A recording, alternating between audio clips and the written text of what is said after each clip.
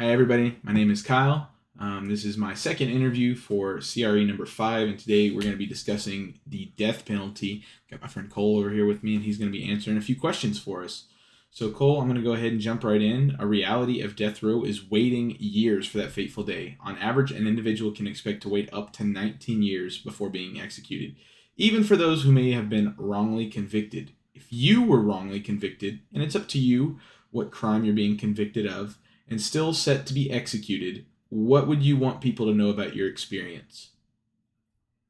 I'd want them to know the mental cost. I mean, honestly, like you said, 19 years for some cases, that should be considered cruel and unusual punishment. Imagine waking up every day for 19 years thinking that today's might be the day that I die. That's honestly worse than the death itself. Fair enough. How do you think, if any, inequities would impact you in the criminal justice system? What do you mean by that? Inequities. So basically, we're gonna be referring to a lot of that's gonna have to do with like racial disparities, your gender, things like that. How do you think those may have impacted you in our criminal justice system, if at all? Well, majority of the people on death row are overwhelmingly male. Mm-hmm. So and majority of wrongful convictions are against men. Yeah, so that So definitely would that have an impact. yeah. How do you think that your wrongful imprisonment may affect your family if you have a spouse or children, and your ability to live your life the way you want to live it? Well, for one, like my parents would probably think themselves as failures for letting that happen, or vice versa. Any relationship that you would have would be completely destroyed, whether they either believe that you actually ended up doing it or if they are witnessing you suffering.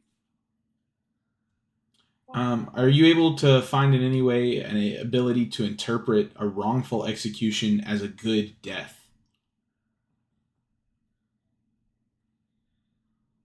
Hang on, Kenzie.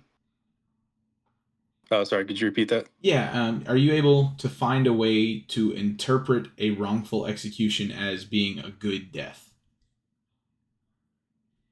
Um, I don't think there's any such thing as a good death when it comes to U.S. citizens, whether it be right or wrongful. And then, what might you want other people to know about the death penalty that might have changed your situation? Um, Probably just again the mental aspect. Um, I mean, your mind is like the most strong, but also the most fragile thing on your in your body, and so I think that would be the kind of consistently running thing across all cases. So All right. Well, that's all the questions I have for you. I appreciate you taking some time to answer these questions for me and hope you have a wonderful rest of your evening. you too. All righty.